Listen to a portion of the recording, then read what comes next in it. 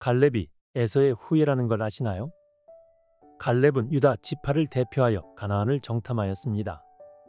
그렇다면 당연히 그가 유다 지파 사람이라고 생각하기 쉽습니다. 실제로 민수기 13장 6절에서 유다 지파에서는 여분네의 아들 갈렙을 정탐꾼으로 보낸다고 하였습니다. 그런데 민수기 32장 12절에서는 전혀 다르게 말하고 있습니다. 그러나 그나스 사람 여분네의 아들 갈렙과 눈의 아들 여호수아는 여호와를 온전히 따랐느니라. 그는 유다 지파가 아닌 그나스 사람이라고 하였습니다. 그렇다면 그나스 사람은 누구일까요? 여호수아의 기록은 갈렙을 그니스 사람이라고 하였습니다. 그니스와 그나스는 비슷하니까 그냥 같은 족속을 말한다고 할 수 있습니다. 그런데 사무엘상 25장 3절에서 어리석은 나발을 소개할 때 갈렙 족속이라고 하였습니다. 도대체 갈렙은 어느 족속의 사람일까요?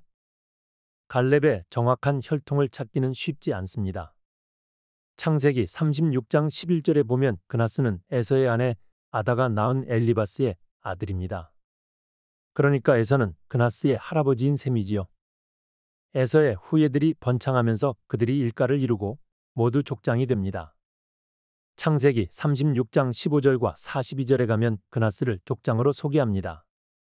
이때부터 그나스 족속이 됩니다.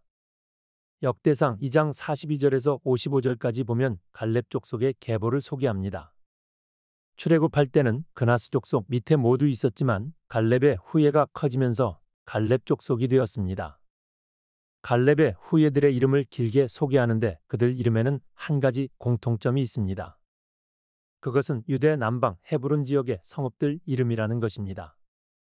헤브론, 벳주르, 마레사, 십, 마운, 기럇여아림 등입니다. 사실 갈렙의 이름 뜻은 개입니다.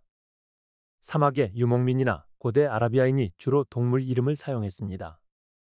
성경에 나오는 이름 중 사바는 독사이고 악볼은 쥐이며 아이아는 독수리이고 나스는 뱀이고 에글라는 송아지입니다. 어쩌면 신생아가 태어날 때 그 주변에서 눈에 띈 짐승의 이름을 아이의 이름으로 했을 수도 있습니다. 혹은 동물의 이름을 사용해서 자기 아들이 원수에 대하여 개나 독사나 독수리와 같이 강하고 공포심을 불러일으키기 원해서입니다. 여분네는 아들을 낳고 원수를 향해 이를 드러내고 으르렁거리는 들깨처럼 되라고 갈렙이라고 하였습니다. 갈렙의 공격 성향은 주변을 마구 공격하지 않고 여호와 신앙으로 가나안 족속을 공격하는 데 드러냈습니다. 구약시대의 생활 풍속을 쓴 롤랑 드보는 이렇게 말합니다. 갈렙 족속은 본래 이스라엘의 종족들과 아무런 관련이 없습니다. 왜냐하면 갈렙은 그나스 족속에 속한 여분네의 아들이기 때문입니다. 가데스에 거주하던 갈렙 족속은 이스라엘이 출애굽하여 가데스 바네아에 왔을 때부터 합류하였습니다. 갈렙은 이스라엘이 가나안 땅을 얻는데 적극 참여하여 유다 지파를 대표하는 정탐군이 되었습니다.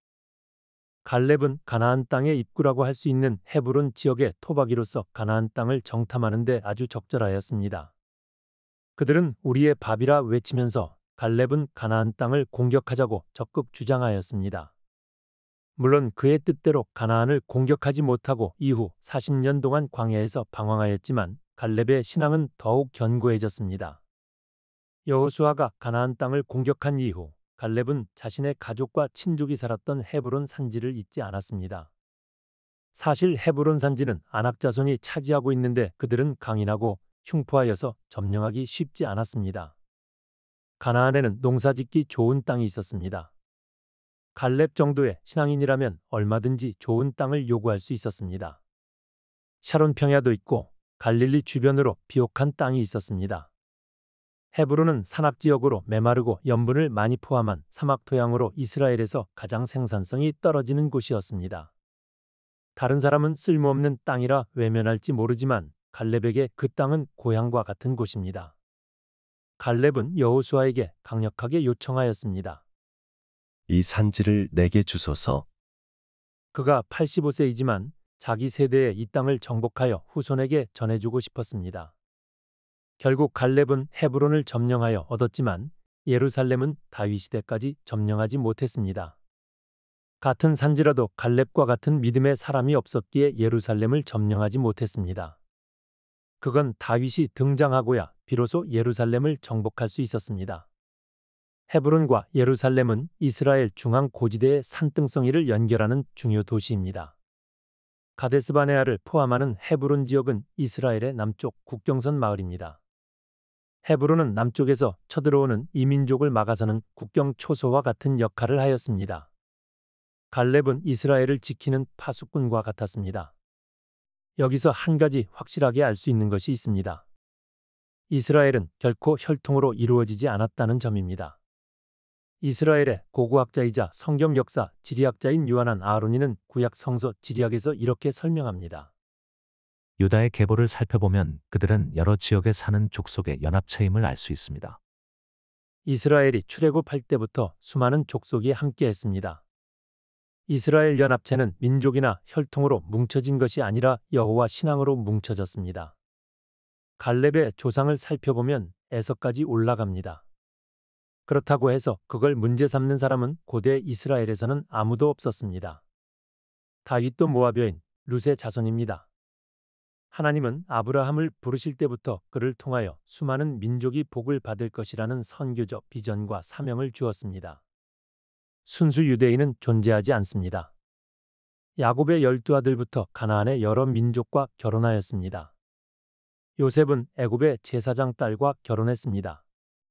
사실 이스라엘은 중동의 초승달 지역으로서 수많은 민족이 오가는 교통의 요충지입니다.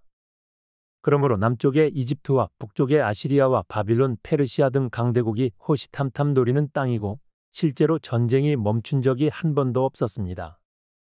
자연히 피가 섞이고 언어가 섞이고 민족이 섞이는 것이 자연스러운 일입니다.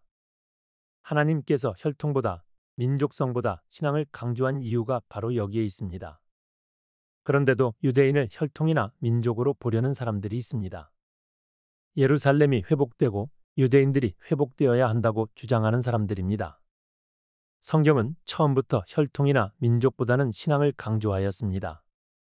구약의 선지자들이나 신약의 사도들 역시 육신의 할례가 아니라 마음의 할례라고 강조하면서 여호와 신앙으로 모든 세상이 하나 되는 선교적 비전을 꿈꾸었습니다. 저는 믿습니다. 새 예루살렘은 각 나라와 족속과 백성과 방언에서 아무도 능히 셀 수 없는 큰 무리로 이루어질 것입니다. 현재의 이스라엘은 예수 그리스도를 믿지 않는 사람들이 99%이고 그들의 잔혹성과 폭력성은 익히 알려져 있습니다. 예수를 믿는다고 하는 유대인은 불과 2만 명입니다. 그들이 현재의 이스라엘을 결코 대표할 수 없습니다. 야만적이고 폭력적인 이스라엘 국기를 흔드는 것은 하나님의 뜻이 아니라고 믿습니다. 안타까운 사실은 갈렙의 후손이 다윗 왕국 시대 이후에 등장하지 않습니다. 여기에 대해 성경학자들의 다양한 의견이 있습니다. 어느 것을 선택해도 나쁘지 않다고 생각합니다. 국제 성서박물관 책임자로 있는 임봉대 박사는 갈렙 족속이 농경민으로 정착하기보다 자신의 전통을 따라 유목민의 삶을 선택한 결과가 아닌가 추정합니다. 훔볼트 대학의 발터 벨츠 교수는 갈렙 족속을 독특하게 해석하였습니다. 갈렙 족속은 이스라엘의 권력 집단을 거부하고 광야의 이상을 따르는 유목민으로서 이스라엘의 새로운 미래를 보여주는 족속으로 봅니다. 저는 발터 벨츠의 견해를 따르고 싶습니다. 갈렙은 아브라함에게 주셨던 선교적 비전과 이상을 보여주는 인물입니다. 그는 에서의 후예이지만 민족과 혈통을 뛰어넘어 여호와 신앙을 가진 하나님의 백성으로 동화되었습니다. 갈렙 족속은 하나님 나라의 비전을 지향하는 족속으로서 이스라엘이 민족주의화되고 권력지향적이 되는 것을 거부하면서 하나님이 원래 주셨던 선교적 비전을 따라 다시 광야로 나아간 유목민이라고 보고 싶습니다. 하나님의 백성은 유목민의 전통을 따릅니다.